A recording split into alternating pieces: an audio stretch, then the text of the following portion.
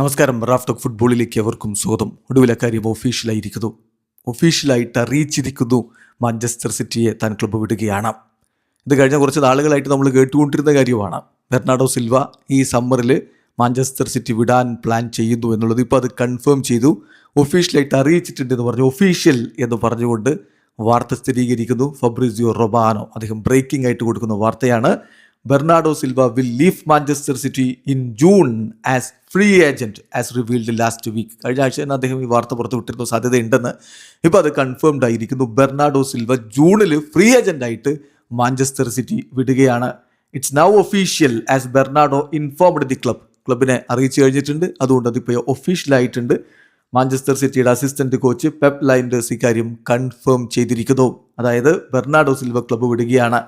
Bernardo അദ്ദേഹത്തിൻ്റെ പുതിയ club ഏത് ക്ലബിലേക്ക് ചേക്കേറും ആ കാര്യത്തിൽ തീരുമാനമായിട്ടില്ല. വേൾഡ് കപ്പിന് ശേഷം അതിൽ തീരുമാനമെടുക്കും എന്നാണ് ഇപ്പോൾ ഫബ്രിസിയോ റൊമാനോ പറയുന്നത്.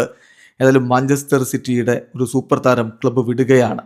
നീണ്ട കാലം അവിടെ ഉണ്ടായിരുന്നു എന്ന് പറഞ്ഞാൽ 2017 മുതൽ ഏതാണ്ടൊരു 8-9 കൊല്ലക്കാലം അവിടെ കളിച്ചിട്ടാണ് അദ്ദേഹം ഇപ്പോൾ മാഞ്ചസ്റ്റർ സിറ്റി വിടുന്നത്. ബെൻഫിക്കയിലൂടെ കളി തുടങ്ങിയ ആളാണ്. പിന്നെ മൊണോക്കോയിലേക്ക് പോയി, അവിടെ നിന്നാണ് മാഞ്ചസ്റ്റർ സിറ്റിയിലേക്ക് എത്തിയത്. പോർച്ചുഗലിന് വേണ്ടി 107 അന്താരാഷ്ട്ര മത്സരങ്ങൾ കളിച്ചിട്ടുള്ള ആളാണ്. സിറ്റിയുടെ നേട്ടങ്ങളിലൊക്കെ പങ്കാളിയായിരുന്നു. അതാണ് ഏറ്റവും ശ്രദ്ധേയമായിട്ടുള്ള കാര്യം. സിറ്റിയുടെ premier league, FA cup, EFL cup, FA community shield, UEFA champions league, UEFA super cup, FIFA club world cup, എല്ലാ നേട്ടങ്ങളിലും പലതവണ ഭാഗവാക്കായ ഒരു താരമാണ് പടിയിറങ്ങുന്നത്. ഇവിടെ അവസാനിക്കുന്ന ഫുട്ബോൾ ലോകത്തെ കൂടുതൽ വിശേഷങ്ങളുമായി റാഫ് ടോക്സിൽ എത്താം.